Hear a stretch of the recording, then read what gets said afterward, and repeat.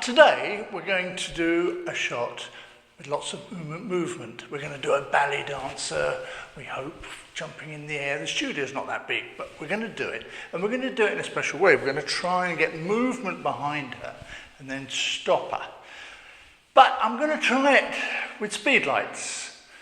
And then I'm going to try it with studio flash. Well, she's here now. What's your name? Georgia. Georgia! I keep calling her Georgina, but it's Georgia. Now, Georgia, tell us something about yourself. Where are you at school? I'm 15 years old and I board in Cannes in a ballet school. In Cannes? Yeah. Oh, nice and warm down there. I do ballet and contemporary and that's about it. Great, okay.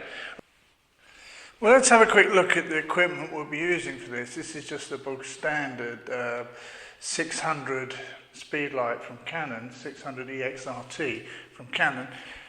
It's a perfect thing for this. It's got a beauty dish on it, as you see, and it's got a transceiver underneath it, so I can fire it and sort it out directly from the camera. Very good piece of gear. So that's going to be our main light.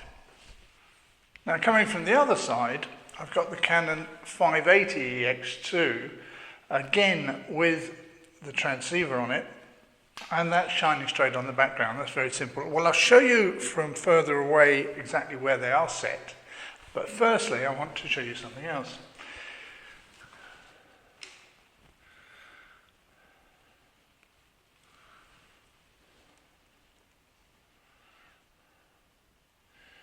We have nicely set up two very cheap lamps. I'll cut right down so you can see exactly what they are.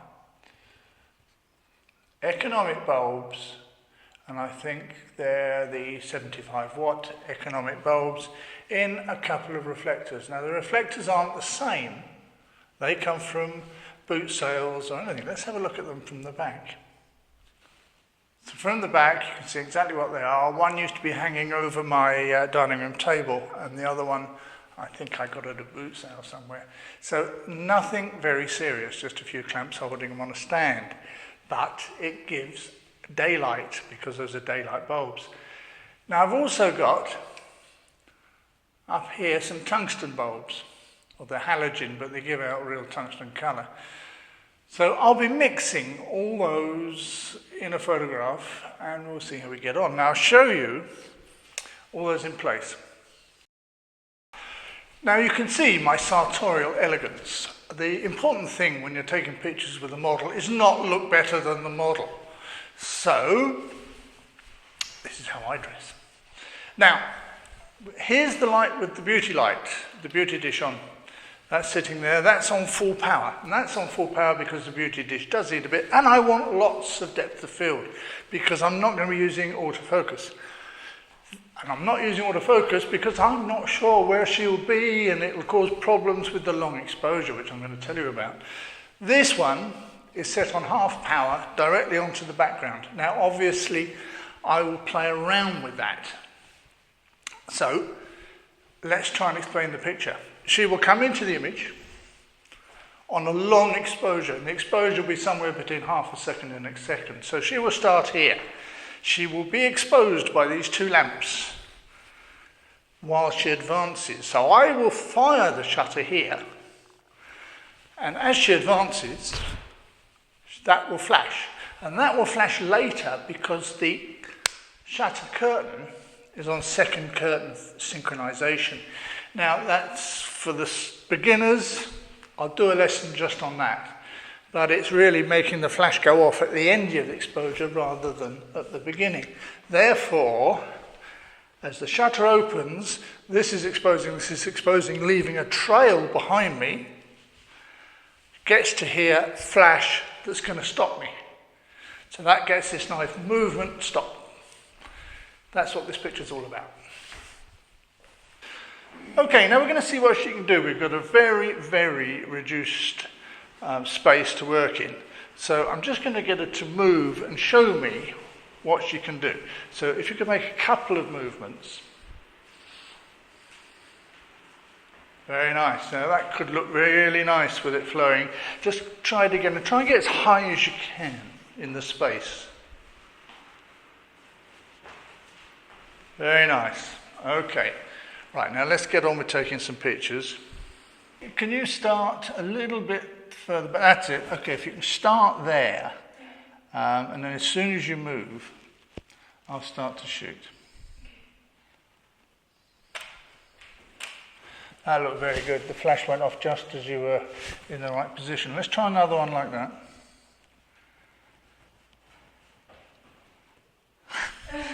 You're quite right, I forgot to press the button. Okay. That looked very good as well. Yep, that's great. Now if we can just get one a little higher off the ground. Come on. Go. Yes! Yeah, that's much nicer. Okay, it's just a matter of timing now to get the hands in the right position. Now we're going to add another complication to things, and that's with some white material that she's going to throw around. We'll have a look at it and see. We'll see how long it's got to be, etc. So we take a few pictures like that. Okay.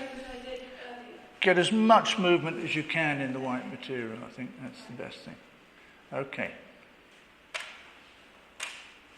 Wow, that's got movement.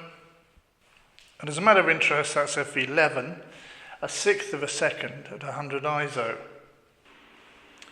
Now we've done it with the speed lights. Very simple, just the two. I could add another one on the background if I had one. Well, I have got one, but I didn't think it was worth doing. After all, this is aimed at the amateur. As I said, you can do it outside in the garden, no problem at all. The only thing is these lights. Gives that extra exposure. Apart from that, let's move on to studio lights and we see how we go on with those. Now this is what I'm using on the background for this. We're changing to studio lights, as I said. It's a spotlight, S26. It's sold by a company called Lencata. And on the other end of it, on the business end, I've got a Genesis 400 lamp. Now, that is chosen to put on there. Any Bowens fit will fit this. I've chosen that because it's just the right sort of power output that I need. So we can swing around now, past the lamps, onto the softbox that I'm using on the other side. Now, this is the standard softbox. It's on, I think, half power, and on the back of it, strangely enough, we've got a Lencata 300 SF. Now the SF, we'll get a quick close-up of that. So there it is, it's the Lencata 300 SF. It's an English company. I don't know where they're made. They might just import them under their name. I've got really no idea. All I know is I'm quite pleased with this, and I'm going to try and get in contact with them to see if they'll let me have a couple of others so I can test. This is a super fast. Apparently I can sync at 8,000ths of a second with it. I've yet to try it. I have in fact tried it at 6,000ths on full power, and that worked fine. 8,000ths it wasn't, but I'm sure if I turn down the power it might do. But all that's for another lesson. All right, now the business end of the studio. With the studio lights, I'm going to do something a little strange. I'm going to fire them with a slave light. So I'm just going to put this on minimal power above. I'll open the shutter for the 1/8 of a second, and it gives a flash after the 1/8 of a second. So simple as that. Very easy way of firing the flashes, because it just, at the speed of light, transmits to the other two. They've got to go off, so it fires the slaves. One of the things that's lacking on speed lights, I find, you have to buy a separate little thing, but that's a very good way of firing flashes. Now those eagle-eyed amongst you may have noticed that I'm using a kit lens for all this. Now why am I using the kit lens? Well, it's easy. It's a little zoom rather than the prime lens, so it makes it easier for me with the girl working. But also, I'm working at f11, whereas this is not the greatest lens. larger apertures, it's a great lens at f11, so it's certainly the best I've got. Well, rather than make you sit through another half hour of shooting, this is it speeded up. It really was great fun. Now let's get on and have a look at some pictures. I think I've selected 4 or 5. We'll just have a quick look at those. And I like the results. I think there's an awful lot to do with this technique. Now there's one thing I forgot to do, and that's use the halogen lights mixed with the flash. So I got another model, and this is the result. Now you see how mixing the lights can be nice. That's a nice orange movement. It's just a shame that my legs aren't quite as good.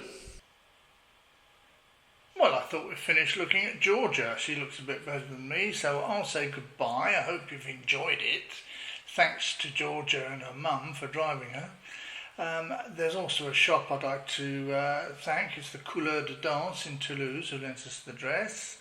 So have a great time trying this out and see you soon. Bye.